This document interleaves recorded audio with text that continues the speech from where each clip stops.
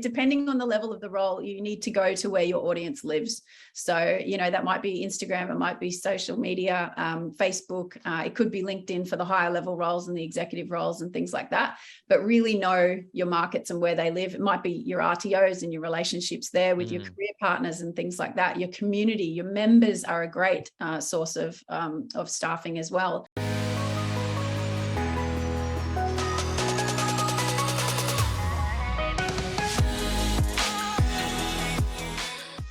Welcome back to the Marketing Muscle Up podcast show. In today's episode, we are talking all about staff. We're talking about solutions, how to retain and gain amazing talent. And I've got Bekk Millwood, and Bekk is the brains and the mind and the muscle behind Fitness Lifestyles International. So again, Bekk is the mind and the muscle behind Fitness Lifestyle International. With decades as a health and fitness professional and talent acquisition specialist, Bekk's goal is to lift the level of health and fitness industry by identifying and creating more opportunities for us fitness professionals to have sustainable careers in helping people with their health, fitness, and wellness.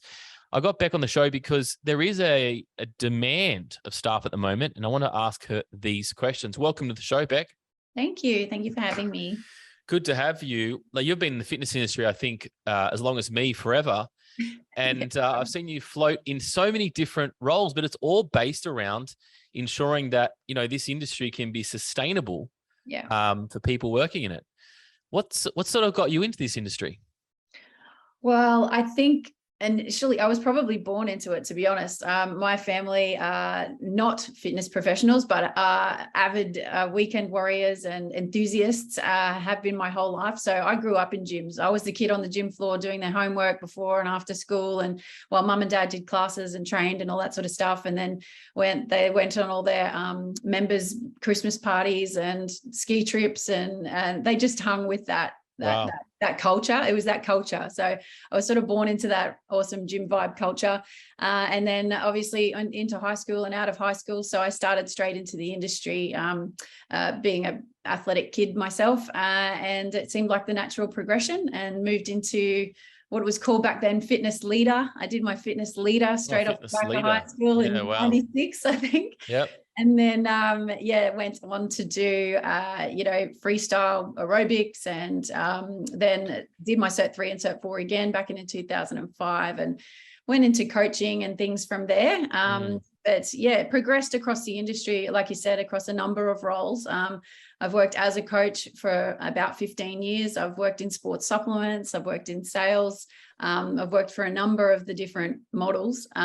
So, everything from Orange Theory to Healthwise Global for Flight Center, and the CrossFit gyms and boxing gyms and all the different flavors, Vision personal training, you name it. I've sort of spent some time with the model and the people. So as you can sort of see over the 26 years or odd of whatever I've been hanging around this industry, acquired quite the network, which has sort of led me then into the recruitment pathway about 6 years ago.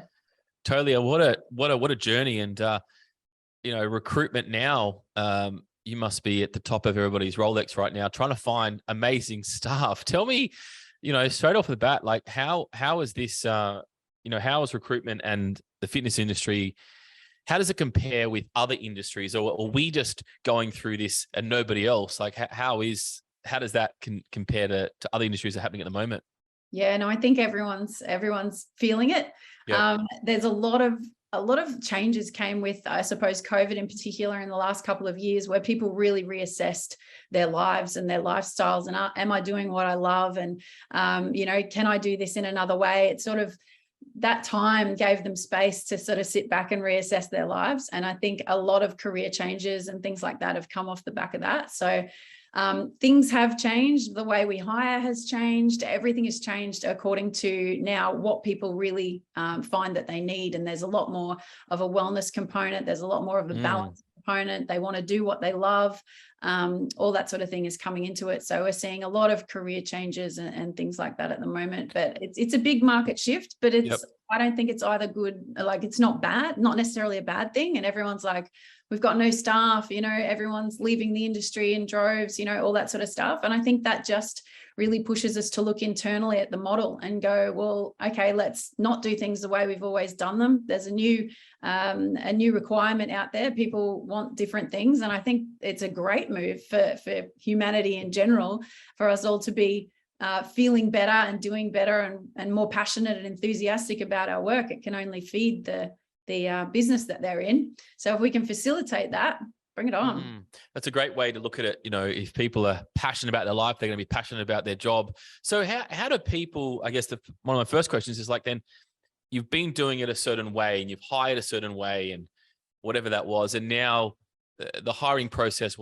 is different now, and it's hard to find amazing staff now. How does somebody, first of all, understand what we've actually gone through and what should they be, I guess, ready for if they go out and try to find a new next amazing staff member or trainer? I think the narrative has changed. So even when we go right back to, okay, how do we first start to hire people? You write your job ad, you might put it on Seek or put a post on Facebook and things like that. And the way that those things were written back then is, this is the job, this is the title, these are your responsibilities, these are the qualifications you need to have, here's the salary, go. It's not like that.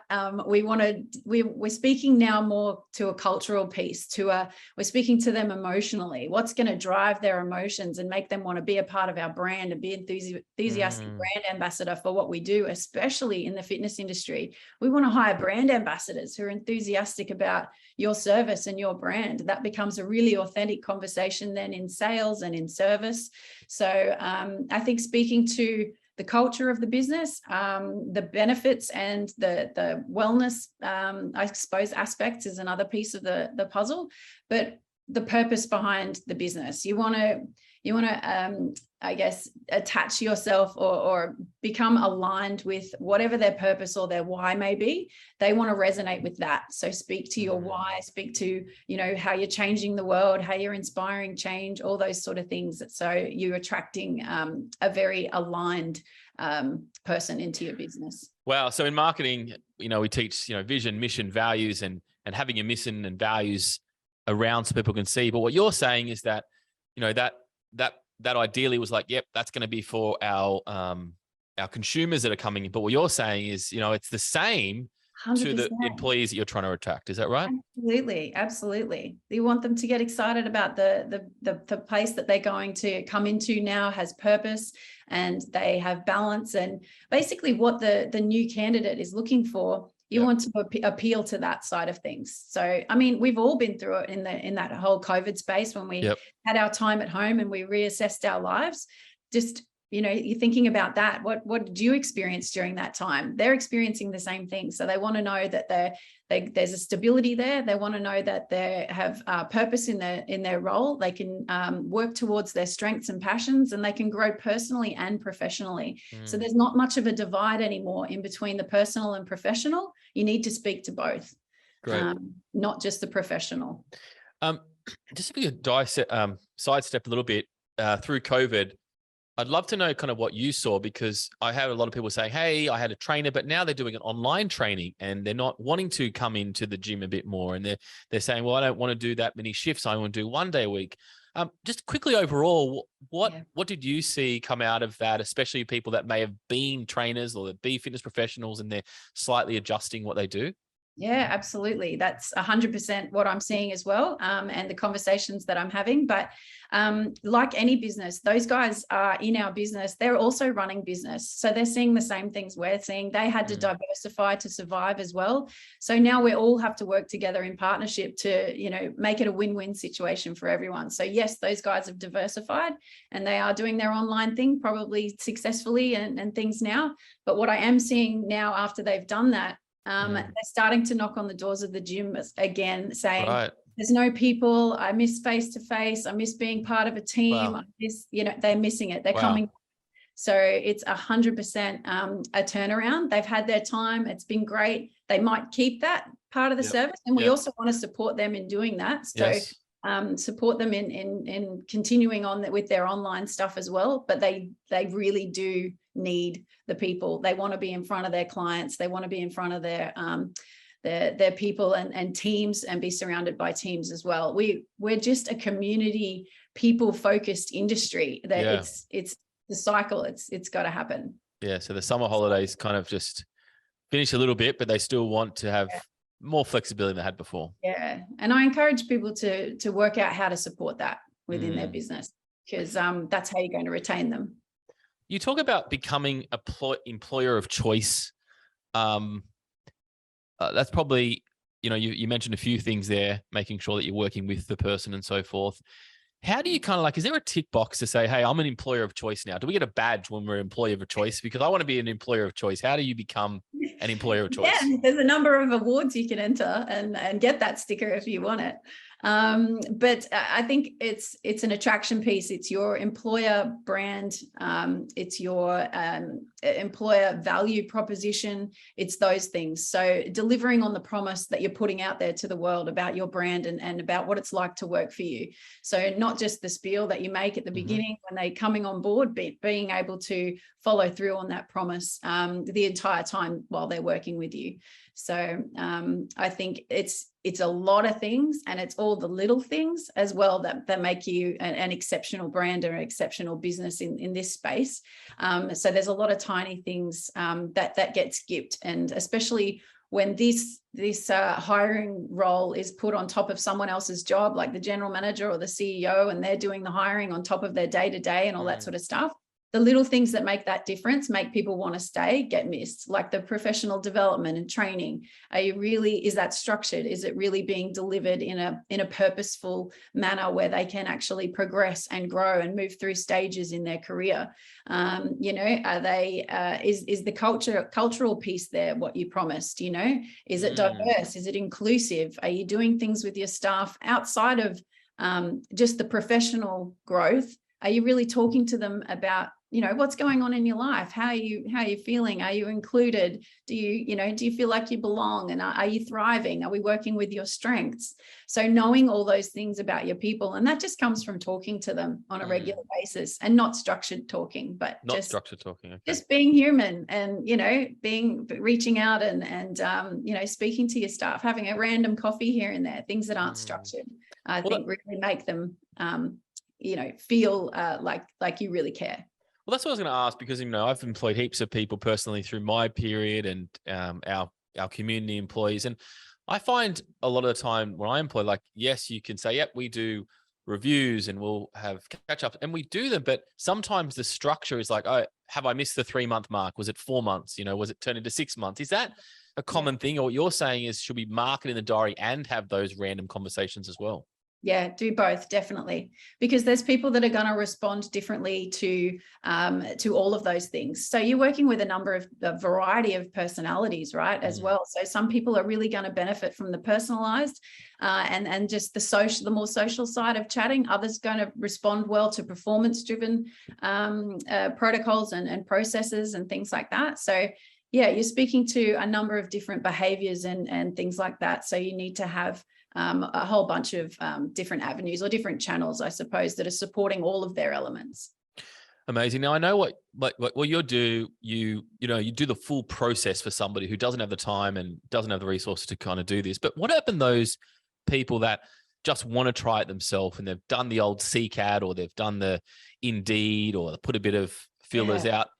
Can you tell us a bit of a roadmap of what to do if we're going to do it ourselves? Yeah, absolutely. So I would definitely start with, if you are going to use, and I have to admit, I don't use Seek at all, really. Great tip there. I know, right? So depending on the level of the role, you need to go to where your audience lives. So, that might be Instagram, it might be social media, Facebook, it could be LinkedIn for the higher level roles and the executive roles and things like that. But really know your markets and where they live. It might be your RTOs and your relationships there with your career partners and things like that. Your community, your members are a great source of staffing as well, if you can take them through the full pipeline of converting them into fit pros and things like that. But they're usually some of your most enthusiastic ambassadors. Wow. So yeah, there's a lot of things you can do, but I think refining, taking what you have and working with that, but refining it. So tweaking those ads, like I said, to change the language, change the narrative, make it more about your uniqueness and your why, and really speak to your ideal candidate. that one person that you really want to bring into this role, make that ad all about them, and not so much about the robotics or the technical operational side of the role. Make it more about, fulfilling their dreams and their why. So how are you going to facilitate them in personal and professional growth? You want to excite them about the brand. And then, obviously, like I said, go to where they live, go on the audience, go to all the sites where your audiences might live. So if it's for personal trainers or group fitness instructors, it's going to be different spaces. I find that for PTs and groupies, usually they live on social media. They like to hang out in those social media groups and things like that. They're very active in watching each other and influencers and things like that in those spaces. Yep. So if you can become a part of that, if you're really great with your marketing and your campaigns and things like that online, you'll do a really great job in drawing them in there. Also, your any sort of influence people in the business, or maybe your specialists within the business, and their brand exposure is really important as well. So the referrals that are going to come in from your staff are always really important. So you want to be treating your staff really well so that they're authentically speaking about you out there in the industry, with this great advocacy that's going to draw in some leads for you there as well. It depends on how proactive versus reactive you can be. I'm a big fan, obviously, of nurturing those talent pools all of the time. So always be hiring. And when I say always be hiring, I don't mean you have to bring people into the business all the time, even when you're not ready, but you do need to nurture the talent pools that you have. And this is where it gets really time consuming for people, and sort of why they go external or reach out, because we can nurture those talent pools over a number of years.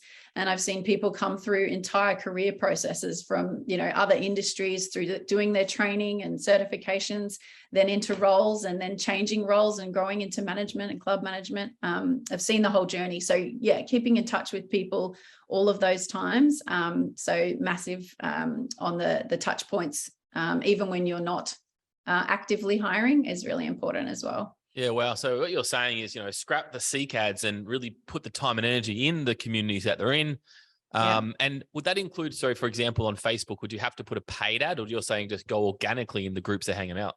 Yeah, organically. There's so many groups. I think I utilize maybe, 12 or 15 different groups, everything from dance studios to circus schools to high schools, different programs. Then you've got all your personal training groups, you've got your group fitness groups, and then even broken down into just yoga, just Pilates, so you can be very specific on who you're talking to and speak very specifically to what those people like about what they do. So, for a former Pilates instructor, for example, you want to be speaking about how great your equipment is, what type of equipment you've got. These are all the questions that they have. They love the beautiful spaces and certain size rooms. And then within that as well, they all have different styles. They might not talk about, in yoga and things like that, they have quite a clinical style versus, and same as Pilates, a clinical style versus a more fitness style that we have in some of our gyms and things like that. So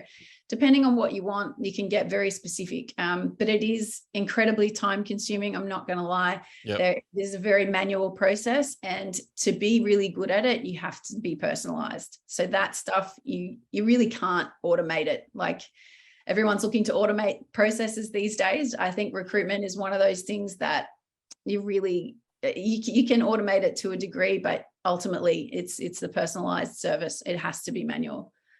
Yeah, well, that's a really great, I think, lesson there. And, I look back in some of the staff that I've hired over the years, and it's funny, it's actually, they're all come kind of internal, or kind of people knowing from knowing, and then you put a job out and that person actually been following you. So your vibe attracts your tribe, right? Yeah, totally. What That's about your top talent come from? They're the people that are going to stay with you because they really understand you, your purpose, your vibe, where you're going, and they want to be a part of that. They want to be a part of that growth. So that's the ultimate. Yeah, totally. And I think otherwise, the other alternative here is it takes months to get someone trained up, within they understand what your business is, and even if they're new to the industry, it's a whole array of trying to That's get that. the other part that of going. it too. You've got to have those multiple pipelines going on at all times. You know, you might be training someone, you might bring in someone with experience, you might, you know, be training up all different avenues of people or levels of people throughout the business at any time. So you're not just relying on you know, green or rookie trainers at the time, but you've got these multiple levels within those roles as well. And that's something really great to speak to, I suppose, in these smaller boutique businesses that may not have the capacity to provide a really long career pathway, but then you can break it down into their roles and provide mini career pathways within their roles. So level 1, level 2, level 3 structures, for example, you can do that to progress, you know, within a smaller environment or a smaller organizational structure. Wow. And just so there's a bit of understanding of how important this is, I might ask you a couple of questions. I'd love to know, like, how long it actually takes from your experience to train somebody up, or how much does that cost to train somebody up, you know, when they get onboarding? Yeah. So, I mean, it depends on the business and the business's structure, I suppose. But, you know, there's and the role and what it would take there as well. So if we're talking about, say, training up a personal trainer, for example, you might put them through an onboarding process of, you know, 8 to 10 weeks. Then they might go into sort of, well, they're still in probation at that point as well. So they're going through training and development. If they're a brand new trainer versus someone who's coming in with experience, that's going to look different as well. And you've got to think about what your structured training programs and delivery looks like. Your onboarding, your induction process is going to take, I don't know, 3 days to a week, perhaps, depending on the business. That might be full-time hours there. So you might have to pay them for their onboarding. You're going to pay your staff for training them during that onboarding as well. You've got, books and PDFs and training manuals that need to be created. You've got maybe online or virtual platforms where they have to do onboarding and training there as well. So they all have to be built. These systems, can cost anywhere from $6,000 a year plus in licensing, plus the build. So it seems a lot already. I'm already exhausted. Bekk. Yeah, exactly. It's much. There's a lot of background before you actually hit the ground, for sure. There is. I do like the concept of just, you know, hiring from within. It must speed that up quite a lot. If you have a dedicated learning and development department as well, like that's, I mean, when you get to a business of a size that can support that structure, you know, then you've got a whole department dedicated to learning and development from beginning all the way through their roles with you. So, but in saying that, it's an incredible investment that's probably going to save you money on the back end and turnover. And, you know, we're talking about companies that have 92% retention rate, that have these systems and processes nailed. Wow. So yeah, it makes a big difference. I'd love to know about people that are coming into the fitness industry, people that may be new in the industry after COVID. They go, hey, that's a really cool industry. I want to be part of that. Is that a big thing that's going on, and where are these guys coming from if it is? Yeah, definitely. And they're coming from everywhere. You name it. I think there was a big shift there in hospitality as well, which is great, I think, because and I've worked in both industries. Hospitality are people as well, right? They have the customer service experience. They know how to speak to people. They know how to form relationships, and they have excellent service standards. Yep. So training a hospo into fitness is great. And I'd love to do a massive campaign to bring over all the unhappy hospitality people into fitness right now. So that's an angle, and then we've got your corporates as well, who are seriously burnt out and have probably been doing yoga on the side for many years. So I think I've got literally a list of hundreds of yoga instructors who've done their 200-hour yoga training and are ready to start in the industry and all become yoga instructors. But I think every second person has a yoga instructor certification these days. So that's big. They love the Pilates. A lot of people getting retrained in Pilates now too. So people who have fallen in love with fitness, and they have done it as a passion in their lives for so long. A lot of sporting people as well. We're getting a lot of people come in from the football industry and ex-sporting people who now can't travel for their sport or are looking for something to do now they've retired in their sport, professional sport.